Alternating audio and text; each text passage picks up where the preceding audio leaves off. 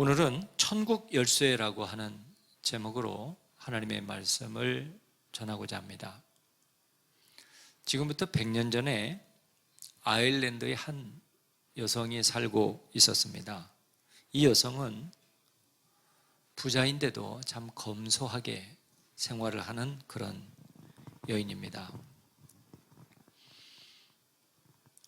아일랜드에 전기가 처음 공급될 때에 이 여인도 전기 신청을 했고 그리고 가설을 했습니다.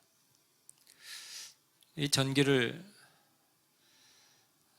시설을 해준 다음에 몇 개월이 지나서 전기회사 직원이 나와서 검사를 하는데 계량기가 거의 돌아가지 않았습니다. 그래서 이 직원이 그 주인에게 묻습니다. 아주머니, 전기공사 한 지는 오래되었는데 전기를 거의 쓰지 않으셨습니다.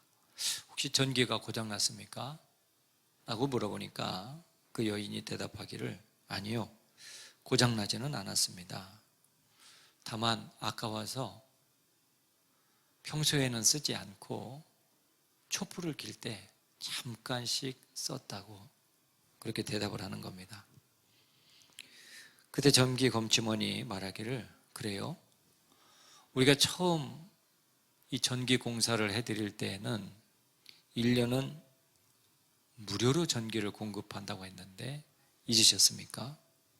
마음껏 쓰셔도 됐는데. 그랬더니 이 여성이 깜짝 놀라서 그래요? 무료라고요? 아이고 아까워라. 몇 달 동안 무료로 쓸 수 있는 전기를 쓰지를 못한 겁니다. 제가 이 이야기를 들으면서 그렇구나. 우리도 하늘로부터 공급되는 엄청난 생명과 하나님의 보화가 있었는데 그게 공짜였는데 우리가 예수님 안에 들어오면 그 모든 것들을 마음껏 가져다 쓸 수 있는데 우리가 쓰지 못하고 하나님과의 계약도 잊어버리고 살아오지는 않았는가? 여러분들은 어떻습니까? 여러분들이 하늘로부터 생명이 우리에게 무제한적으로 공급되고 있다는 사실을 아십니까? 우리가 자주 능력 없이 살아가는 것은 하나님이 우리에게 은혜와 능력을 공급하지 않아서가 아니라 우리가 그 능력을 받지 못해서 그렇다는 것을 아십니까? 하늘에 문제가 있는 것이 아닙니다. 하나님에게 문제가 있는 것이 아닙니다. 우리의 문제입니다. 전기의 문제가 아니라 그 능력의 근원과 우리가 접선되지 않아서, 선이 연결되지 않아서 문제인 것입니다. 생명의 근원이신 예수님과 만남으로 우리의 삶이 예수님의 생명으로 풍성해지는 하나님의 역사를 누리시기를 축원합니다. 이러한 풍성함을 우리가 알기 위해서 오늘 가봐야 될 장소가 가이사랴 빌립보라고 하는 곳입니다. 가이사랴 빌립보는 이스라엘의 최북단에 위치해 있는 도시입니다. 이스라엘 최북단에 헬몬산 발치에 위치해 있는 그러한 고대 도시입니다. 과거 이 지역을 헤롯의 빌립이 다스리게 됩니다. 이 헤롯은 로마에 의해서 통치를 받았기 때문에 로마를 다스리는 황제 가이사, 그래서 황제를 뜻하는 가이사라의 앞자를 택하고 그리고 빌립이 다스렸기 때문에 그 빌립을 합쳐서 가이사랴 빌립보라고 하는 이름을 그 도시에 지어준 겁니다. 여러분 유럽에 가보면 여러 도시들이 그런 이름들이 많이 있습니다. 비슷비슷한 이름들이. 바로 그것은 황제를 기리기 위해서 세운 도시들을 뜻하는 겁니다. 당시 로마 황제 가이사에게 충성하고자 하는 그런 의미에서 이 빌립이 가이사랴 빌립보라고 하는 도시를 세워서 헌정한 겁니다. 예수님이 제자들과 함께 바로 이 도시에 갔습니다. 이 도시에 올라가자마자 산 중턱에서 보니까 온 시내가 다 내려다 보입니다. 위에는 눈 덮인 헬몬산이 보이고 아래는 참으로 번성하고 있는 도시인 가이사랴 빌립보가 보였습니다. 그 중간에 예수님이 서 계십니다. 그리고 제자들에게 갑자기 이런 질문합니다. 사람들이 나를 누구라 하느냐? 사람들이 나를 누구라고 하느냐고 제자들에게 묻습니다. 만일 예수님께서 이 시간 우리에게 찾아오셔서 사람들이 나를 누구라고 하느냐라고 묻는다면 여러분들은 어떻게 대답하시겠습니까? 결국에 예수님이 누구냐에 대한 생각이 우리의 신앙과 생활의 기초가 되는 것입니다. 초기 기독교인들은 예수님을 랍비로 보았습니다. 율법을 가르치는 선생이라는 것이죠. 또 기독교가 핍박을 받던 시대에 예수님은 순교자였습니다. 하나님의 나라와 의를 위해서 자기 몸을 희생한 순교자였습니다. 그래서 그 핍박을 받을 때에 카타콤이라고 하는 그러한 도피해서 예수를 믿는 사람들끼리 예배드리는 그런 도시들이 활성화되었습니다. 기독교가 국가 종교로 타락을 했을 때에는 예수님은 수도사였습니다. 그래서 죄 많은 세상을 떠나서 산이나 굴로 들어가 자기를 부정하고 그리고 홀로 하나님 앞에 살아가는 그런 수도사로서의 예수님을 사람들은 기억하고 있습니다. 또 중세시대에 기독교의 힘이 막강할 때에는 예수님은 하늘의 왕이었습니다. 하나님 나라의 왕권이 세상의 왕권을 압도했습니다. 이렇게 예수님은 시대마다 랍비로 그리고 수도사로 순교자로 그리고 하나님의 왕으로 사람들에게 이해되어져 왔습니다. 또한 어떤 사람에게는 예수님은 부드럽고 온유하신 어머니처럼 느껴집니다. 어떤 사람은 예수님은 불의를 보고 참지 못하는 터프가이처럼 예수님을 생각합니다. 어떤 사람은 예수님은 정치에 대해서 전혀 무관심한 보수주의자라고 생각을 하는 사람이 있고 또 한편의 사람들은 로마의 압제에 항거한 그러한 반체제 혁명가라고 말합니다. 그래서 해방신학이라고 하는 그 신학이 생겨난 이유는 예수님을 혁명가로 보았기 때문에 그러한 신학자들이 나오게 됩니다. 자, 그렇다면 어떤 사람들은 또 예수님을 석가나 공자, 소크라테스와 함께 4대 성인으로 부르기도 합니다. 이렇게 많은 사람들, 시대에 따라서 사람에 따라서 예수님에 대한 평가가 달라지는데 과연 여러분 예수님은 누구십니까?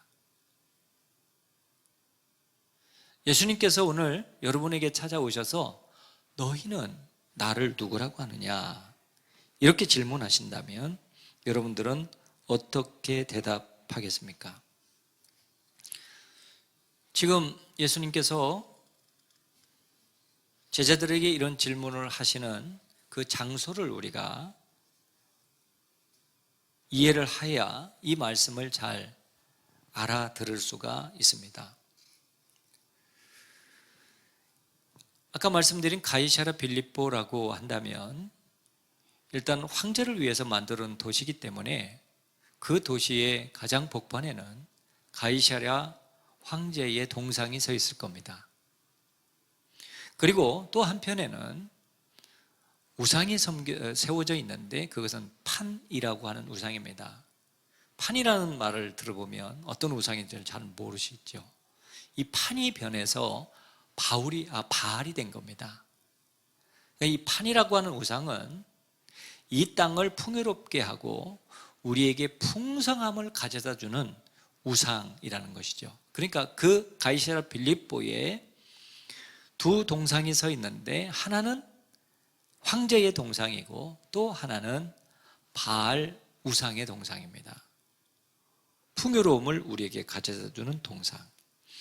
바로 그 두 사이에서 황제와 그리고 바알이라고 하는 우상의 그 큰 동상 사이에서 예수님께서 나는 너희들에게 누구냐? 이렇게 묻고 계십니다. 여러분이 만일 그 자리에 있었다면 여러분들은 누구를 택하겠습니까? 그들은 지금 가이사는 신은 아니지만 거의 신적인 존재로 추앙을 받습니다.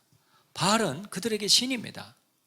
이 두 신 사이에서 너희는 나를 누구라고 하느냐?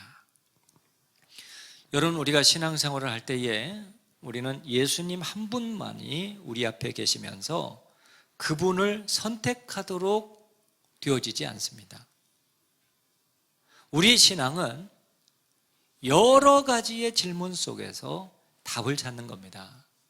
그러니까 한쪽에는 가이사라고 하는 황제, 한쪽에는 우리에게 풍요를 가져다주는 그러한 우상, 이 두 사이에서 우리는 예수님을 선택해야 되는 겁니다.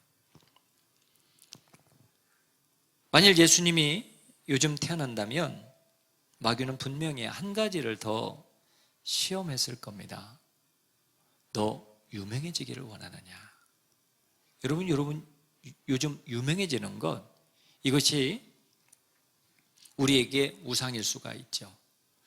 요즘 유튜버라고 하는 개인 유튜버들이 많이 등장합니다. 그런데 개인 유튜버들이 조회수가 올라가면 아마 본인들에게 돌아오는 수익이 많은 것 같아요. 그래서 그 유튜버들의 이야기를 듣다 보면 자기도 모르는 사이에 그 사람이 하는 말과 그 사람이 하는 생각에 푹 빠져버립니다. 그래서 그 유튜버들이 하는 우리가 아주 인기가 높다고 하는 유튜버들을 제가 좀 들어가 봤어요. 그런데요, 저는 1분도 못 보겠더라고요. 왜냐하면 다 욕이에요. 상대방에 대한 욕입니다. 그런데도 사람들이 막 거기에 돈을 그 자리에서 즉시 헌금을 하더라고요.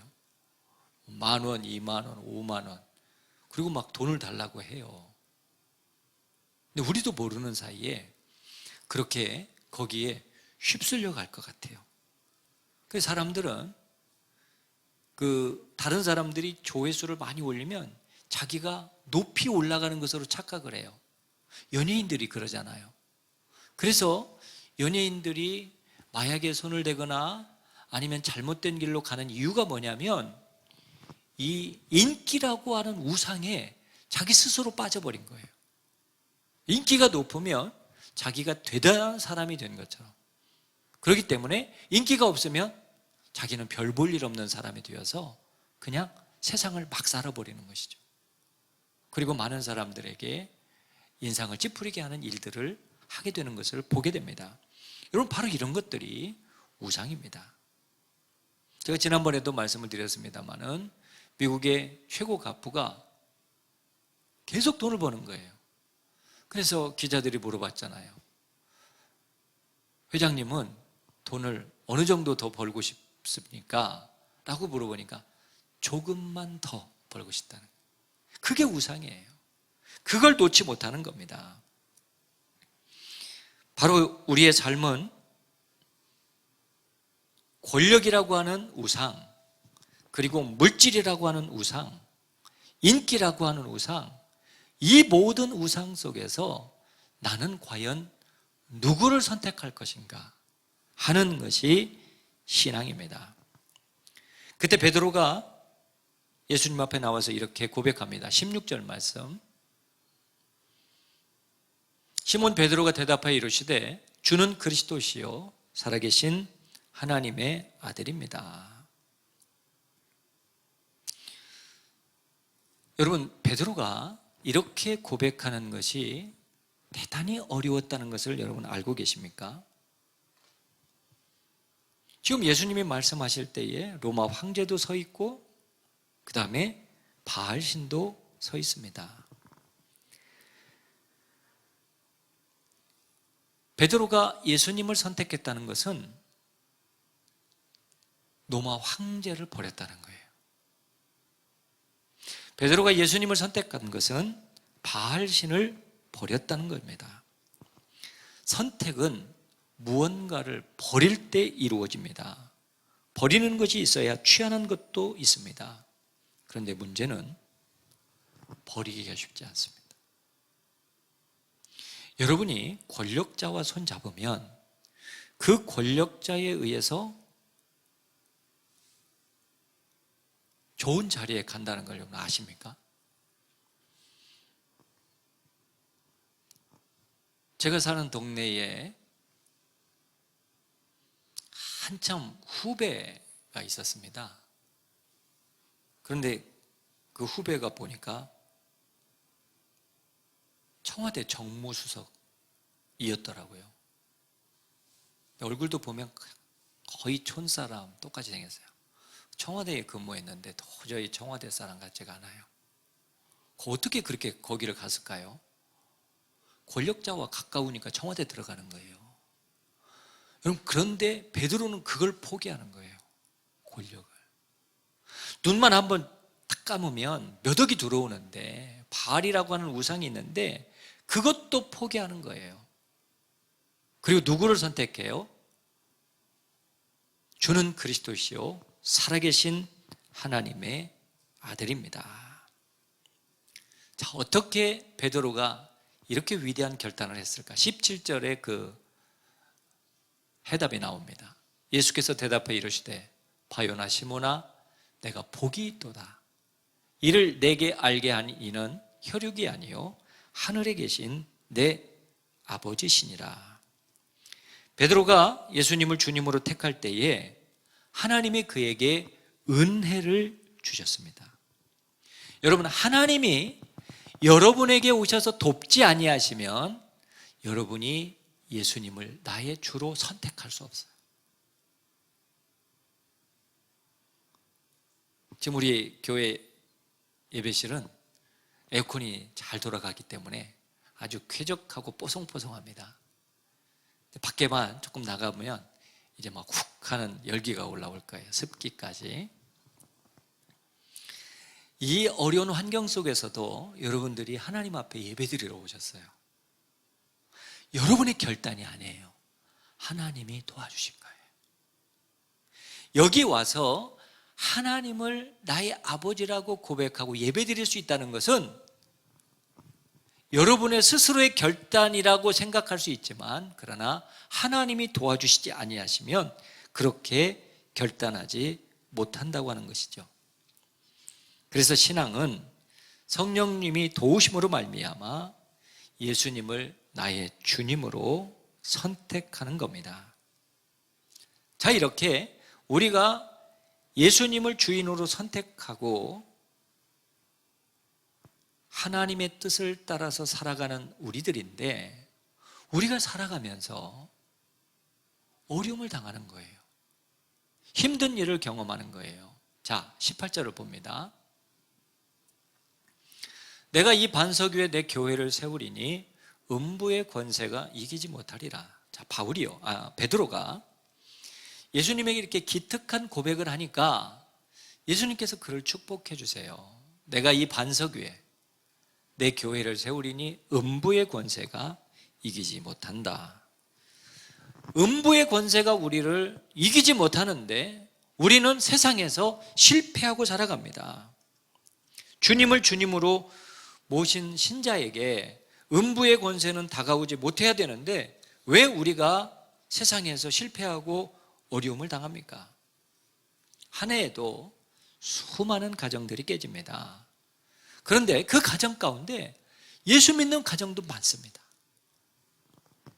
또 한 해에 13,000명 이상이 자살합니다. 정말 수많은 사람들이 자살합니다. 예수 믿는 사람 훨씬 적지만 아주 없는 것은 아닙니다. 예수 믿는 사람도 자살합니다. 한 해에도 수많은 우울증 환자가 생깁니다. 예수 믿는 사람들 중에도 우울증 환자가 옵니다. 여러분, 제가 우울증 하면 목사님 저하고 상관없어요. 예, 상관없으면 감사한 거예요. 그런데 어느 날 찾아옵니다. 어느 날 찾아와요. 감기보다도 더 만연해 있는 게 우울증이에요. 그런데 그 우울증이 오면, 감기는 약을 먹으면 낫지만 우울증은 약 가지고 해결이 안 돼요. 최종 종착점이 자살이에요. 음부의 권세가 이기지 못하는데 왜 우리들은 그렇게 쓰러지면서 살아가는가? 음부의 권세가 이기지 못하리라고 했지만 여전히 음부의 권세가 우리를 다스리고 있습니다. 그러면 저 말씀이 틀린 말씀입니까? 베드로가 그렇게 기특한 고백을 하니까 음부의 권세가 이기지 못하겠다고 말씀을 하셨는데 계속 우리는 음부의 권세 아래 들어가 있는 거예요. 여러분, 어떻게 생각하세요? 내가 예수를 믿는 사람으로 하나님이 나를 도와주심으로 말미암아 예수를 주로 고백하고 예수님을 선택했어요. 그런데도 또 실패해요. 또 넘어져요. 음부의 권세가 우리를 다스려요. 어떻게 해야 됩니까? 바로 이 문제를 해결해 주시기 위해서 예수님이 19절 말씀을 우리에게 말씀해 주십니다. 19절. 내가 천국 열쇠를 내게 주리니 내가 땅에서 무엇이든지 매면 하늘에서도 매일 것이요 내가 땅에서 무엇이든지 풀면 하늘에서도 풀리리라. 아멘. 자, 음부의 권세가 우리를 다스리고 자꾸만 넘어뜨려요. 하나님이 우리를 인도하시지만 음부의 권세는 우리를 덮으려고 해요. 이 음부의 권세를 극복하게 하기 위해서 하나님이 우리에게 방법을 하나 제시했는데 천국의 열쇠를 주신 거예요. 여러분 각자에게 하나님께서 천국의 열쇠를 주신 겁니다. 여러분, 믿음이 무엇입니까? 믿음은 우리에게 두 가지 축복을 줍니다. 하나는 과거로부터 벗어나는 축복입니다. 내가 예수를 믿음으로 말미암아 이제는 죄인된 삶에서 떠나서 의인된 삶으로 나가는 겁니다. 그래서 과거로부터 벗어나는 축복이 믿음의 첫 번째입니다. 두 번째, 믿음이 우리에게 주는 축복이 있습니다. 골로새서 1장 13절을 한번 보겠습니다. 골로새서 1장 13절, 제가 읽어드리겠습니다. 그가 우리를 흑암의 권세에서 건져내사 그의 사랑의 아들의 나라로 옮기셨으니, 우리가 벗어났을 뿐만 아니라 이제는 하나님이 주관하시고 하나님의 사랑의 아들의 나라로, 예수님의 왕권이 지배하고 있는 나라로 옮겼다는 거예요. 벗어나는 데서 끝나지 않고 예수 그리스도의 사랑의 나라로 옮겼습니다. 할렐루야. 여러분, 믿음은 바로 이러한 능력이 있습니다. 믿음은 우리가 예수님을 주님으로 모심으로 전혀 다른 세상으로 떠나게 하는 천국의 열쇠입니다. 우리가 이 세상에서 벗어나서 살 수 없어요. 음부의 권세 아래서 쉽게 벗어날 수는 없어요. 그러나 믿음을 가지면, 천국 열쇠를 가지면 우리는 하나님의 아들 예수 그리스도께서 다스리는 사랑의 나라로 들어가서 살 수 있는 거예요. 세상을 변화시킬 수 있는 힘, 여러분 가정을 변화시킬 수 있는 힘이 어디 있는 줄 아십니까? 사랑입니다. 제가 지난 수요일 날 새벽 기도 때 그런 말씀을 드린 적이 있어요. 내가 누구에게 무슨 은혜를 베풀었다고 생각을 하잖아요. 근데 상대방은 전혀 그러지 않습니다. 여러분 그걸 아셔야 돼요. 내가 나와 가장 친한 친구나 나의 이웃이나 가족들에게 사랑을 베풀었다고 생각하시죠? 뭔가를 다 줬다고 생각하죠? 그런데 상대방은 그러지 않아요. 제가 어디서 느꼈냐면 우리 아이들과 이제 대화를 할 때가 있어요. 그러면 불현듯 이런 얘기가 나옵니다. 그때 아빠에게 서운했다고 그래요. 그래서 제가 그 상황을 한번 복기를 해봅니다. 그걸 돌아가면 내가 서운해요. 내가 서운해요. 그런데 자식은 자식 입장에서 그게 서운했다는 거예요. 부모와 자식 간에는 이해하고 넘어갈 수 있어요. 그런데 세상에서 만난 사람들, 나와 연관된 사람들 가운데서 여러분들은 내가 호의를 베풀었다고 하는데 그 사람은 전혀 그것에 대한 감사가 없어요. 그러면 어떻게 돼요? 섭섭합니다. 그러니까 이 세상을 바꿀 수 있는 힘은 하나님께서 예수 그리스도를 통해서 우리에게 보여주는 사랑 외에는 방법이 없는 거예요. 자, 믿음은 아까 두 번째로 하나님의 아들인 사랑의 나라로 우리를 인도한다고 그랬잖아요. 여러분 우리가 이 세상을 이길 수 있는 비결이 뭐냐? 구원받은 데서 끝나지 마시고 하나님의 나라로까지 여러분들이 나아가시기를 축원합니다. 그러기 위해서 우리가 가져야 될 것이 바로 천국의 열쇠입니다. 옛날 어떤 사람이 그 천국을 다녀왔다고 책을 냈어요. 근데 그 책 내용 가운데 이런 내용이 있습니다. 하나님의 보좌의 높이가 어떻게 되냐면 하나님의 보좌의 높이가 80km래요. 8m도 아니고 800m도 아니고 80km래요. 본인이 천국에 갔다 왔다고 해서 그 책이 우리나라에 베스트셀러가 됐습니다. 한 20년 전에. 그렇게 어마어마한 천국인들 여러분들이 가지 못하면 무슨 의미가 있어요? 천국에 내가 들어가야 되죠. 그러면 그 천국에 들어가려면 어떻게 해야 되느냐? 하나님이 우리에게 주신 열쇠를 붙들어야 돼요. 그러면 어떤 사람이 천국 열쇠를 붙들 수 있느냐? 마태복음 11장 12절을 봅니다. 세례 요한의 때로부터 지금까지 천국은 침노를 당하나니 침노하는 자가 빼앗느니라. 여러분 여기서 침노라는 말은 히브리어로 하레포츠라고 하는 단어입니다. 침노, 하레포츠는 어떤 뜻입니까? 길을 여는 자입니다.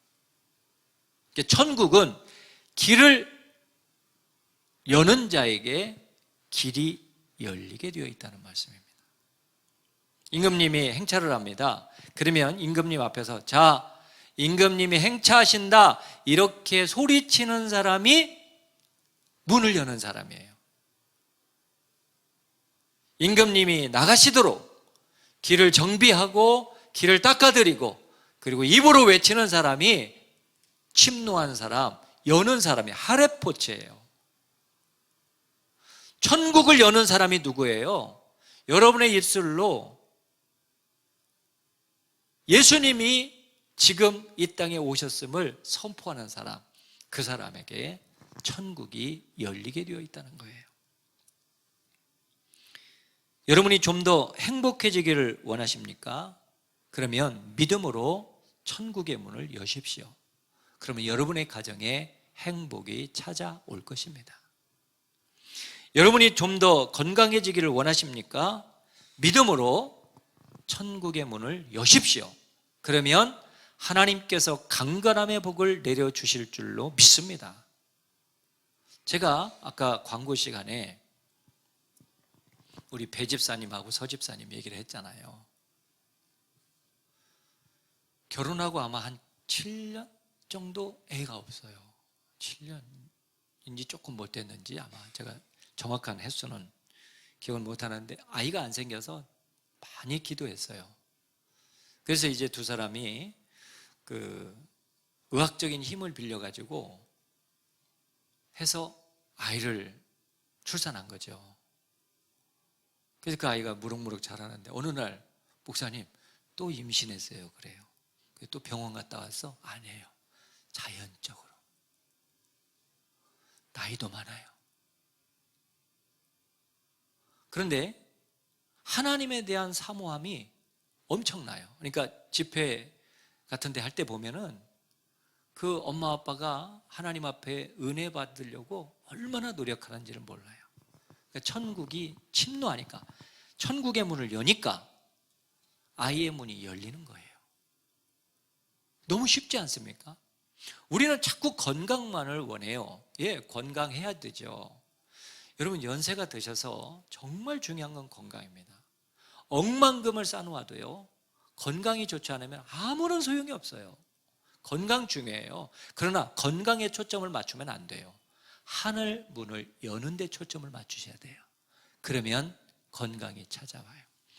여러분들이 좀 더 세상에서 잘 풀리기를 원하십니까? 그렇다면 먼저 천국의 문을 여시기를 바랍니다. 천국이 풀리면 세상의 문이 풀립니다. 자, 저를 한번 따라합니다. 천국 문이 열릴수록 세상의 문이 열린다. 그래서 예수 믿어야 되는 거예요. 그래서 예배에 와야 되는 거예요. 그래서 기도해야 되는 거예요. 여러분, 천국 문이 열리면요, 하나님이 나에게 복을 가져다 줄 사람들을 자꾸만 붙여주세요. 그 사람을 만나게 해주세요. 내가 노력한 게 아니에요. 하나님이 하시는 걸 어떻게 해요? 천국은 침노를 당하나니 침노하는 자가 빼앗게 되어 있어요. 현재 세계에서 가장 큰 부자는 미국의 빌 게이츠입니다. 수십 년 동안 세계 최고의 부자 자리를 고수해 오고 있습니다. 근데 이 사람은 부자일 뿐만 아니라 참 존경스러운 게 세계에서 최고로 많이 자선단체에 기부하고 있어요. 여러분, 돈은요, 벌어서 모으는 게 나에게 힘이 아니에요. 돈은 벌어서 모아가지고 세상과 하나님 나라를 위해서 쓰는 것이 힘입니다. 그게 축복입니다. 그래서 우리 성도님들이 돈을 모으는 것, 여기에만 초점을 맞추지 마시고 하나님이 여러분들에게 복을 주셔서 모은 그 물질로 하나님 나라와 하나님의 영광을 위해서 마음껏 쓸 수 있는 복까지 하나님 앞에 기도하며 구하면서 살아가시기를 바랍니다. 그의 자산이 50조인데요, 그가 지금까지 다른 사람, 다른 나라에 기부한 돈이 30조 원이에요. 이게 진짜 부자예요. 그 사람 옷 입고 다니는 거 보세요. 여러분 보셨어요? 얼굴도 한번 보세요. 우리 한국 사람은 시마다 때마다 가서 점 빼는데 그 사람은요, 김이 죽은 뼈가 그대로 있더라고요. 왜 모르겠어요? 다 알죠. 그렇지만 그 사람은 진짜 부자가 어떻게 사는 건가를 알고 있는 사람이에요. 왜 그렇게 되었는가? 빌 게이츠도 어릴 때는 매우 가난하고 열등의식이 많았습니다. 그런 그 마음속에 물질의 문을 열어준 열쇠가 있습니다. 11살 때에 주일학교에 가서 성경 말씀을 암송했어요. 그게 바로 산상수훈이에요. 마태복음 5장에서 7장까지의 말씀을 암송을 한 거예요. 그 가운데 마태복음 6장 25절 말씀, 그러므로 내가 너희에게 이르노니 목숨을 위하여 무엇을 먹을까 무엇을 마실까, 몸을 위하여 무엇을 입을까 염려하지 말라. 목숨이 음식보다 중하지 아니하며 몸이 의복보다 중하지 아니하냐. 공중의 새를 봐라, 들의 백합화를 봐라, 아궁이에 던져질 들풀을 봐라. 하나님이 이렇게 입히시거든 하물며 너희일까 보냐. 이 말씀을 암송하면서 그 말씀이 빌 게이츠의 마음을 사로잡은 거예요. 그때부터 빌 게이츠는 천국문을 열기 시작한 거예요. 천국문을 여니까 세상의 문이 열리게 된 것입니다. 여러분, 우리 모든 성도님들이 이런 은혜와 축복을 누리시기를 간절히 축원합니다. 지금 어렵잖아요. 미국이 마이너스 33%입니다. 성장률이요. 대한민국이 마이너스 1.4%입니다. 전 세계 최고의 나라가 지금 마이너스 33%인데 우리나라는 마이너스 1.4%입니다.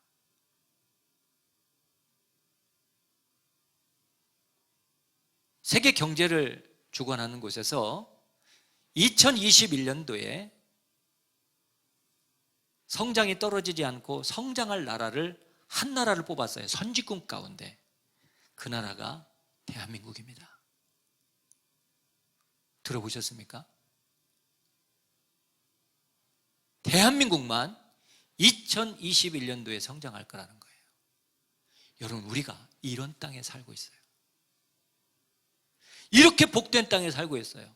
그런데 자꾸만 우리 주변에서는 안 된다, 죽겠다, 힘들다는 얘기만 해요. 아니에요. 죽지 않습니다. 힘들지 않습니다. 우리나라가 최고가 되어버렸습니다. 하나님이 그렇게 만들어 주셨습니다. 그렇다면 우리 성도님들도 힘들다, 어렵다만 생각하지 마세요. 성경에 써 있잖아요. 천국은 문을 여는 자가 세상 문을 열게 돼 있어요. 천국의 문을 열어야 돼요. 누구든지 음부의 권세가 덮고 있어요. 그것 때문에 우리가 좌절하지 마시고 하나님께서 우리에게 천국의 열쇠를 주셨잖아요. 베드로가 훌륭한 사람이에요? 많이 배운 사람이에요? 다른 사람에게 존경받을 만한 사람이에요? 아니에요. 그렇지만 베드로에게 천국의 열쇠를 주셨다면 여러분 모두에게도 하나님께서 천국의 열쇠를 주셨어요. 그 열쇠를 가지고 천국 문을 여세요. 천국 문이 열리면 세상의 문도 열립니다. 천국의 문이 열리면 여러분의 건강의 문도 열립니다.